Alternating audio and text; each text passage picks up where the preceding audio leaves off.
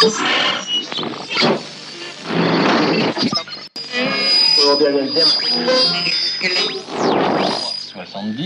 le deuxième était le...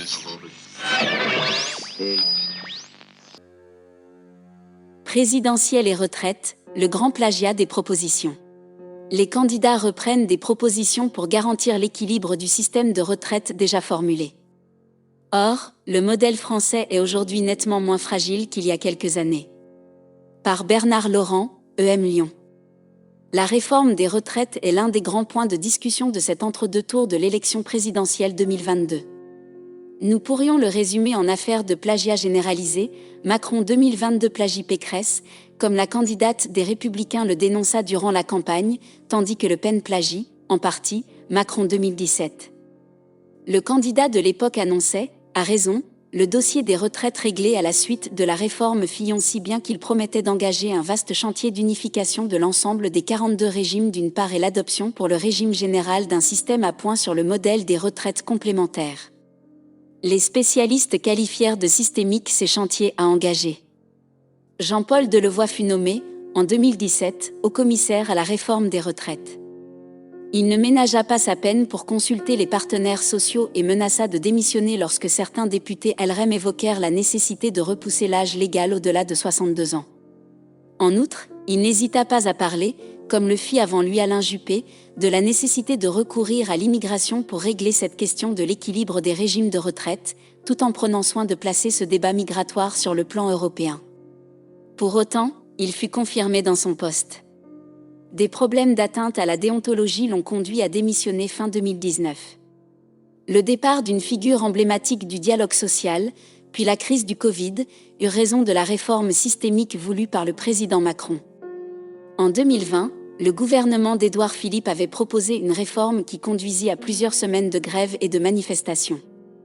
Le texte maintenait l'idée de la généralisation d'une retraite par points et l'unification des régimes, mais il s'avéra confus en imaginant un report progressif de l'âge légal à 64 ans tout en maintenant l'idée d'un départ possible dès 62 ans, sans annoncer précisément les décotes liées à un départ précoce ni la liste précise des exceptions au départ à 64 ans pour les métiers difficiles.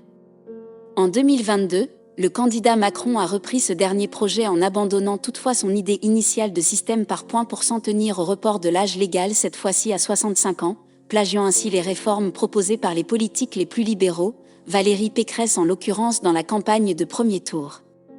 En ce début d'entre-deux tours, descendu dans l'arène de la campagne, marqué sans doute par les très nombreuses interpellations sur cette question, le candidat Macron a annoncé le mardi 12 avril, sur les terres des Hauts-de-France favorables à Marine Le Pen, que le report de l'âge légal à 65 ans n'était pas un dogme et que l'organisation d'un référendum était envisageable. Marine Le Pen a également fait évoluer son programme de 2022 pour plagier, en partie, le président Macron d'avant 2020. Par souci de réalisme économique, elle a abandonné son projet d'âge légal de départ à 60 ans. Au vrai, ces propositions ne sont pas d'une grande clarté, mais elles généralisent un système d'annuité pour pouvoir bénéficier d'une retraite à taux plein, sans effaroucher les électeurs avec la question d'un âge légal. Essayant de présenter sa proposition bien complexe, 40 annuités seront nécessaires pour toucher une retraite à taux plein des 60 ans pour ceux qui seraient entrés sur le marché du travail avant 20 ans, ce qui lui permet de régler la question des carrières longues. Elle propose ensuite d'augmenter les annuités de cotisation d'un trimestre chaque demi-année supplémentaire d'entrée sur le marché du travail après l'âge de 20 ans. Ainsi, pour une entrée dans la vie active à 20 ans et 6 mois, les annuités nécessaires pour toucher une retraite à taux plein seront de 40 années et 3 mois. Pour une entrée à 21 ans, il faudra cotiser 40 ans et 6 mois. Pour une entrée à 22 ans, 41 années seront nécessaires, puis 42 années pour ceux entrés à 24 ans, ou plus tard, soit une retraite à taux plein à partir de 66 ans, voire 67 ans pour une entrée dans la vie active à 25 ans. Autrement dit, plus l'entrée sur le marché du travail sera tardive, plus le nombre d'annuités de cotisation sera élevé.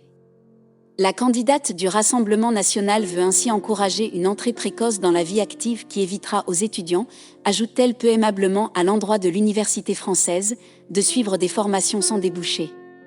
Cependant, un examen sérieux du dossier nous permet d'affirmer que la question de l'équilibre des régimes de retraite, qu'il s'agisse du régime général ou celui des retraites complémentaires, est d'ores et déjà réglée.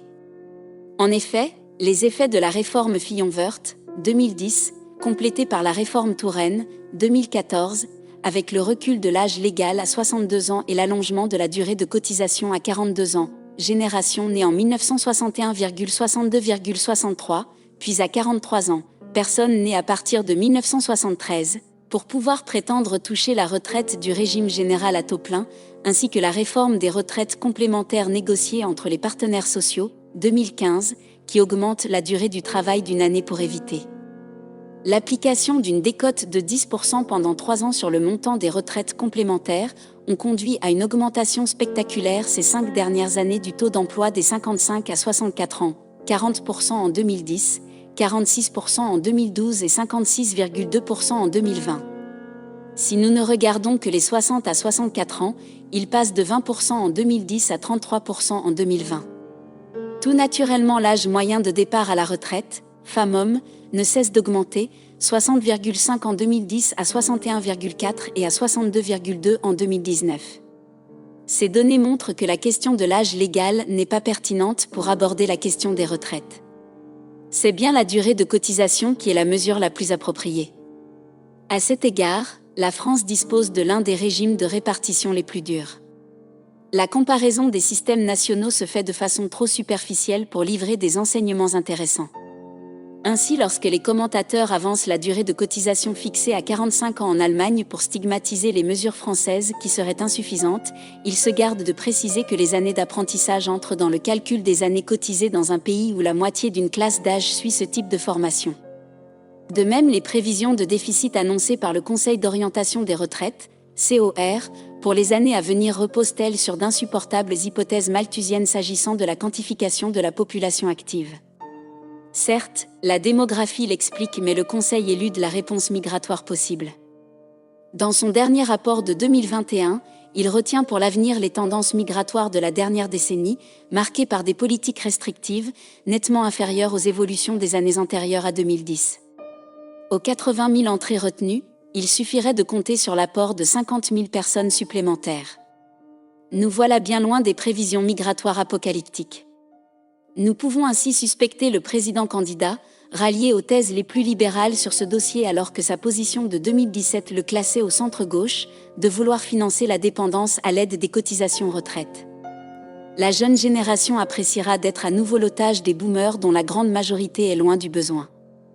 Bénéficiaires patrimonialement de la hausse ahurissante des prix de l'immobilier, empêchant les jeunes de se loger décemment dans les grands centres urbains, les voilà demandant aux actifs de les aider pour leurs vieux jours. En plagiant le programme libéral, le président candidat semble avant tout chercher à capter l'électorat filloniste de 2017.